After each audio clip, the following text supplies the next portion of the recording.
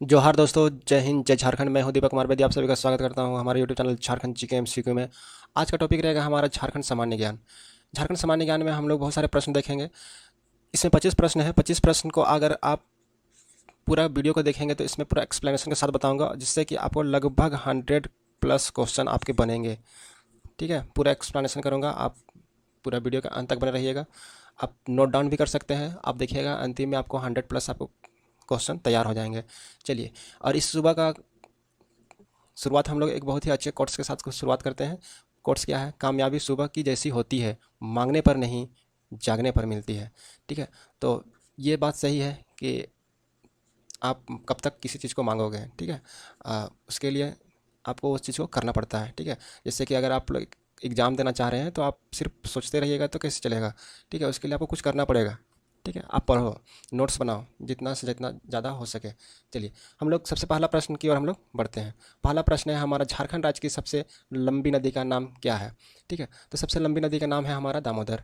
इसका अगर उद्गम स्थान अगर पूछा जाए, उद्गम स्थान को क्या है? उद्गम स्थान हमारा हो जाएगा टोरी। टोरी कहाँ? लातेहार। ठीक है, लातेहार हो जाएगा। और मुहाना कहाँ है? कहाँ पे जाकर के ये मिलती है? तो ये आपका हुगली नदी पे जाकर के मिल जाती है, जो कि कोलकाता में है, बहती है कोलकाता से होकर के। चलिए, और इसके बाद इसके साथ ही अगर हम लोग दामोदर नदी का अगर कुल लंबाई अगर पूछा जाए, इसका कुल लंबाई कितनी है? तो कुल लंबाई आपकी 592 किलोमीटर है। अगर झारखंड में इसकी लंबाई कितनी है? तो झारखंड में इसकी लंबाई 290 किलोमीटर है। और इसका अपवाह तंत्र कितना है? अपवाह तंत्र जो है कितना है? तो अपवाह तंत्र जो हो जाएगा 12,800 वर्ग किलोमीटर। ठीक है, वर्ग किलोमीटर। और इसकी सहायक नदियों की बात करें, सहायक नदी का नाम, ये बहुत ज़रूरी है। दामोदर नदी अगर इतनी बड़ी है तो उसकी सहायक नदियाँ पूछ सकता है। जैसे कि आपका क्या है? बराकर है, बोकारो है, इसके साथ ही कोनार है, और जमुनिया, कतरी, भेड़ा या भेरवी। ठीक है, तो ये सारी इनकी सहायक नदियाँ होती है। अगर दामोदर नदी का उपनाम पूछा जाए तो इसको हम लोग क्या बोलते हैं? देव नदी, या फिर बंगाल का शोक नदी के नाम से भी जानते हैं, बंगाल का शोक नदी। चलिए, अगला प्रश्न हम लोग बढ़ते हैं। जमशेदपुर को और किस नाम से जाना जाता है? हम लोग टाटा नगर के भी नाम से हम लोग जानते हैं। जमशेदपुर को खनिज संपदा में समृद्ध होने के कारण भारत के स्टील शहर या पिट्सबर्ग के नाम से भी जानते हैं, पिट्सबर्ग। ठीक है, ये पूछा जा सकता है, तो ये भारत का, ठीक है, स्टील शहर या पिट्सबर्ग के नाम से भी जानते हैं। पुराना नाम क्या है इसका? जमशेदपुर का पुराना पुराना नाम क्या है? पुराना नाम साकची हो जाएगा। और ये शुरुआती में जो यहाँ पे जमशेदपुर में बसाया गया था, उस समय टिस्को नाम था। TISCO, Tata iron and steel corporation limited, जिसकी स्थापना 1907 ईस्वी में की गई थी। किसके द्वारा? ये आपका कराया गया था जमशेद जी टाटा के द्वारा। चलिए, अगला प्रश्न की ओर हम लोग बढ़ते हैं। झरनों का शहर झारखंड के किस शहर को कहा जाता है? ठीक है, तो ये हो जाएगा आपका रांची। रांची का गठन या फिर कब बना था रांची? ठीक है, रांची जिला जो है 1899 ईस्वी में बना था। इसका क्षेत्रफल कितना है? रांची का क्षेत्रफल अगर पूछा जाए तो 5,097 किलो वर्ग किलोमीटर। अनुमंडल कितने हैं यहाँ? अनुमंडल अगर पूछा जाए तो अनुमंडल है आपका 2। कौन सा कौन सा? रांची सदर, रांची सदर, और आपका हो जाएगा बुंडू।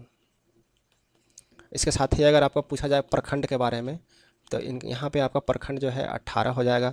विधानसभा क्षेत्र जो है आपका 7 हो जाएगा। 7 कौन कौन सा हो जाएगा? रांची, हटिया, कांके, मांडर, तमाड़, सिल्ली, इसके साथ लास्ट में हो जाता है कि खिजरी। ठीक है, तो ये सारा चीज़ इंपॉर्टेंट है। अगर रांची में अगर नदी का बात करें तो स्वर्णरेखा नदी, दक्षिणी कोयल, शंख नदी और हुरमू नदी यहाँ पे आपको मिलेंगे। और रांची में सबसे फेमस जलप्रपात हो जाएगा आपका हुंडरू, जोन्हा, दसम, सीताफॉल, ये सारे चीज़ इंपॉर्टेंट है। चलिए, अगले प्रश्न की ओर हम लोग बढ़ते हैं। अगला प्रश्न है, झारखंड की सीमा कितने राज्यों की सीमा से लगती है? ठीक है, तो ये बहुत ही ज़्यादा महत्वपूर्ण प्रश्न हो जाता है। तो ये आपका राइट आंसर हो जाएगा 5 राज्यों से। वो कौन सा है? उत्तर प्रदेश। तो ये जो क्षेत्र है आपका, ये उत्तर प्रदेश वाला है। उड़ीसा, उड़ीसा जो है यहाँ से आपका जो दिखाई दे रहा है यहाँ से यहाँ तक, ये आपका उड़ीसा हो जाएगा। उसके बाद है बिहार, ये जो है आपका उत्तरी भाग जो है ये आपका यहाँ बिहार हो जाएगा, छत्तीसगढ़, ठीक है। झारखंड का पश्चिमी भाग में आपका देख सकते हैं ये आपका छत्तीसगढ़ हो जाएगा, और उसके बाद पश्चिम बंगाल पूरब की ओर, पश्चिम बंगाल, ठीक है। तो यहाँ से इतने ही सब प्रश्न नहीं पूछे जाएंगे, प्रश्न प्रश्न और पूछे क्या जा सकते हैं कि पश्चिम बंगाल जो है, ठीक है, झारखंड का कितने जिलों के साथ अपना सीमा साझा करती है, ठीक है। तो यहाँ पे आपका हो जाएगा 10, ठीक है, बहुत ही आसान है, देख लीजिए। पश्चिम बंगाल के साथ अपना 10 जिला के साथ अपना बॉर्डर शेयर करती है। बिहार के साथ भी झारखंड अपना बॉर्डर कितना जिलों के साथ साझा करती है, 10 जिला, ठीक है। बिहार भी 10, पश्चिम बंगाल के साथ भी 10, उसके बाद आपका उड़ीसा जो है इसके साथ 4, ठीक है। तो ये 4 गो हो गया इधर उड़ीसा, छत्तीसगढ़ के साथ भी 4, और इधर हो गया आपका उत्तर प्रदेश। उत्तर प्रदेश, उत्तर प्रदेश के साथ में आपका एक ही सीमा साझा करती है, वो है आपका गढ़वा। तो ये इंपॉर्टेंट क्वेश्चन हो जाता है, ठीक है। चलिए, तो ये इधर 4, इधर 4, ये 10 और ये इधर 10, ठीक है। चलिए अगला प्रश्न की ओर हम बढ़ते हैं। अगला प्रश्न है हमारा, झारखंड का वह कौन सा जिला है जहां महिला साक्षरता सबसे अधिक है। तो सबसे अधिक हमारा झारखंड में रांची जिला में साक्षरता सबसे ज़्यादा है महिलाओं का। अगर झारखंड का 2011 के अनुसार अगर हम लोग देखें तो इसका कुल साक्षरता कितनी है, कुल साक्षरता अगर हम लोग को पूछा जाए तो कुल साक्षरता ये आपका हो जाएगा 66.41%। देश में इसका स्थान क्या हो जाता है जी, साक्षरता के मामले में देश में स्थान जो है आपका 32वां हो जाता है, केंद्र शासित मिला करके, ठीक है। उसके बाद आता है पुरुष, ठीक है। पुरुष का साक्षरता दर कितना है जी, 76.84%। महिलाओं का कितना हो जाता है, महिलाओं का हो जाता है महिलाओं का हो जाएगा 55.42%, ठीक है। उसके बाद आपका आता है ग्रामीण और शहरी में। ग्रामीण ग्रामीण की बात करें तो ग्रामीण में 61.1% हो जाएगा, और नगरीय का हो जाएगा, ठीक है, नगरीय का हो जाएगा आपका 82.3%, ठीक है। तो ये सारा चीज़ हो जाएगा रांची का बारे में। और अगर पूछा जाए कि सर्वाधिक पुरुष कहाँ पे हो जाएगा, तो सर्वाधिक पुरुष के मामले में रांची ही आता है, ठीक है। रांची सबसे ज़्यादा हो जाता है आपका, कितना परसेंट है जी, 84.26%, ठीक है। रांची सर्वाधिक, अगर पुरुष पूछा जाए तो रांची, सर्वाधिक महिला ही पूछा जाए तो आपका रांची ही होगा, जो कि पूछा था गया था। इसका कितना परसेंट है जी, अगर तो महिलाओं का सबसे ज़्यादा है आपका 67.44%, ठीक है। और सबसे कम ये तो सर्वाधिक हो गया, अगर सबसे कम पूछा जाए तो पाकुड़ हो जाएगा, महिला में भी और पुरुष में भी, ठीक है। महिला और पुरुष दोनों में पाकुड़ ही कम आता है, और सबसे ज़्यादा में भी रांची, और सबसे ज़्यादा रांची महिला और पुरुष में भी। चलिए अगला प्रश्न की ओर हम बढ़ते हैं। कर्क रेखा झारखंड के कितने जिलों को से होकर के गुजरती है, ठीक है। तो कर्क रेखा के बारे में अगर देखें तो ये आपका 6 जिला से होकर के गुजरती है, रामगढ़, रांची, लोहरदगा, बोकारो, लातेहार और गुमला, ठीक है। तो देखिए, बोकारो से होते हुए, रामगढ़ से होते हुए रांची, लोहरदगा, गुमला, फिर लातेहार, ठीक है।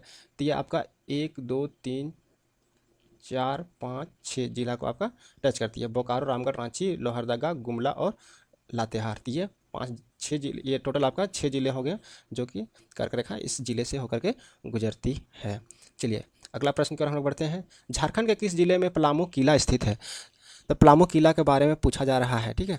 तो ये आपका पलामू किला पलामू में नहीं है, पलामू से अलग होकर बना है आपका लातेहार। तो ये आपका लातेहार हो जाएगा इसका राइट आंसर। तो इसका गठन जो हुआ था, ठीक है, लातेहार का गठन जो है 4 अप्रैल 2001 को इसका गठन हुआ है, ठीक है। और ये पलामू जिला से अलग होकर के बना है। साक्षरता दर अगर लातेहार का पूछा जाए तो आपका हो जाएगा 59.51%। लातेहार का अनुमंडल कितना है, अनुमंडल जो है आपका 2 है, पहला है लातेहार, दूसरा है महुआ डाँड़, ठीक है। महुआ डाँड़ में एक महुआ डाँड़ अभयारण्य है, कौन बताएंगे, कमेंट कीजिएगा ज़रूर। चलिए प्रखंड जो है आपका 9 है, और इसके साथ विधानसभा, ठीक है। विधानसभा क्या यहाँ पे कितने हैं, विधानसभा कितने हैं यहाँ पे, तो विधानसभा आपका हो जाएगा यहाँ पे 2, लातेहार और मनिका, ठीक है, 2 विधानसभा क्षेत्र हैं। उसके बाद यहाँ पे प्रमुख नदियाँ कौन सा है, ठीक है। अगर नदी का पूछा जाए नाम तो कौन सा हो जाएगा? नदी यहाँ पे हो जाएगा उत्तरी कोयल हो जाएगा, औरंगा हो जाएगा, और लातेहार है तो आपका दामोदर भी हो जाएगा। चलिए ठीक है, नेक्स्ट प्रश्न की ओर हम लोग बढ़ते हैं।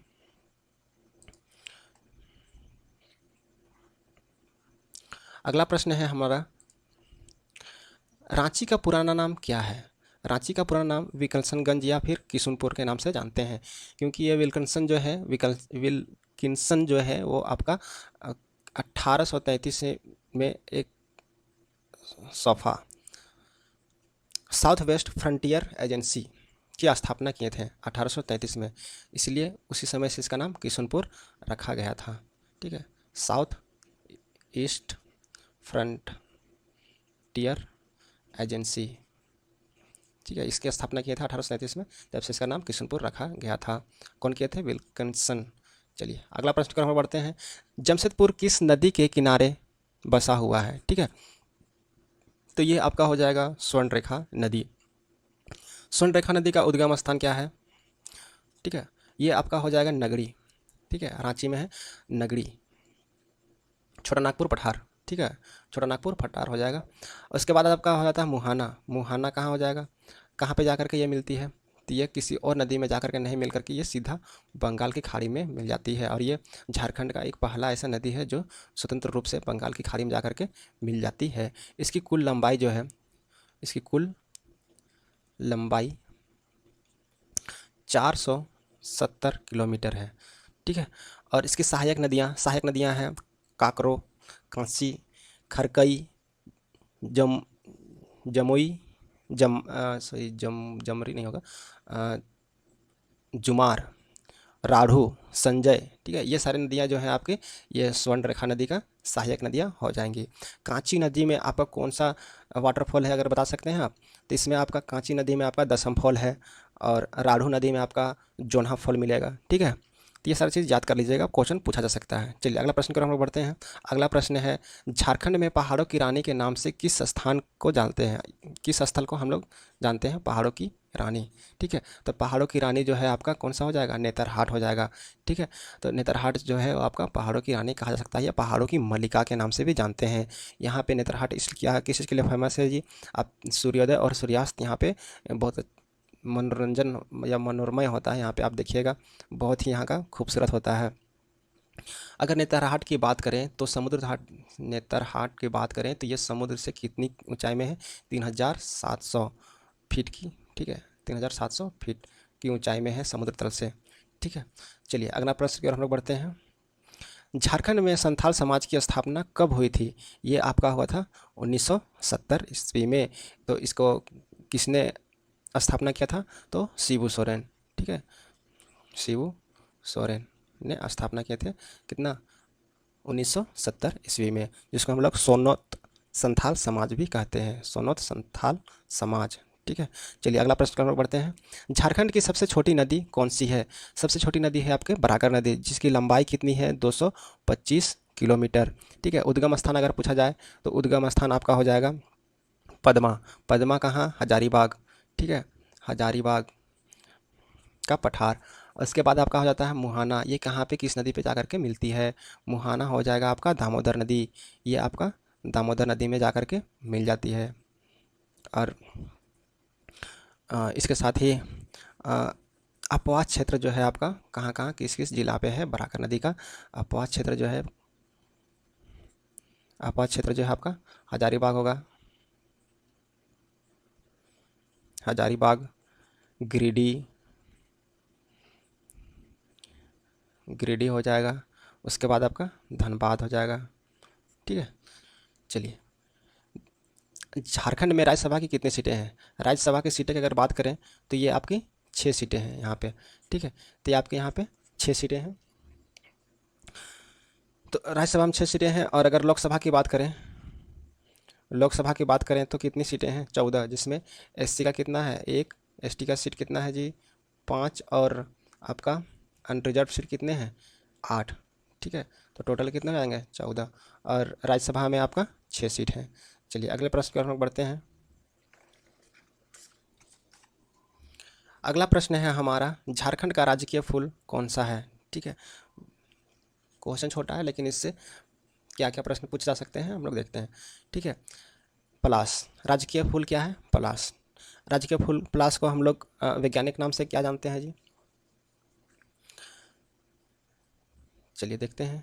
इसको हम लोग बोलते हैं बीटा मोनोस्पर्मा। मोनोस्पर्मा। ठीक है, ये हो गया साइंटिफिक नेम या फिर वैज्ञानिक नाम। ये राजकीय फूल हो गया। उसके बाद राजकीय वृक्ष, अगर वृक्ष के बारे में पूछा जाए तो वृक्ष कौन सा है जी? साल। ठीक है, जिसको सखुआ के नाम से भी जानते हैं। इसका वैज्ञानिक नाम क्या हो जाएगा? सोरिया रोबस्टा। ठीक है, अगर पशु के बारे में पूछा जाए तो राजकीय पशु हमारा हाथी हो जाएगा, ये भी जानते हैं। लेकिन इसका अगर वैज्ञानिक नाम पूछा जाए तो एल्फास मैक्सिमस। अल्फास मैक्सिमस।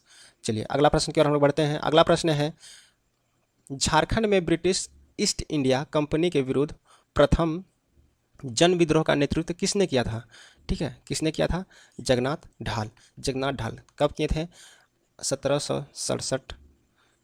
कब तक चला था? 1777। ठीक है, पहला जन विद्रोह था या पहला आदिवासी विद्रोह इसको हम लोग कह सकते हैं।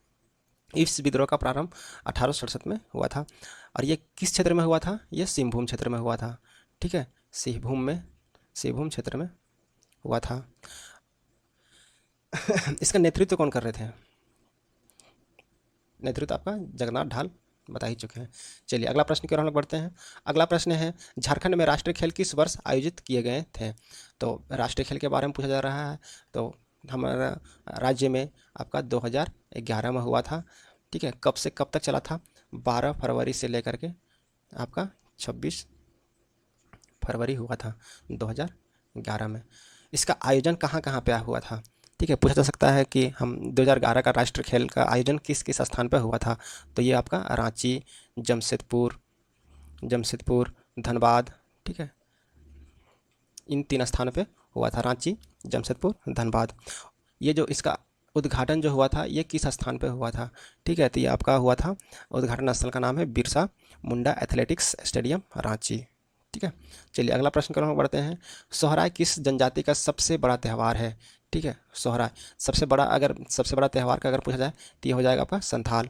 ठीक है, तो ये सोहराय जो होता है वो हम लोग जैसे दिवाली के दिन जो सोहराय मनाते हैं वो नहीं होता है, वो इन लोग का अलग ही त्यौहार होता है संथाल लोगों का। ठीक है, अगर संथाल लोगों की अगर बात करें तो संथाल हमारे झारखंड की सबसे ज़्यादा सर्वाधिक वाले जनसंख्या वाले जनजाति हैं। ठीक है, जिसका कितना प्रतिशत है? 35% हमारे झारखंड में है कुल जनजातियों का।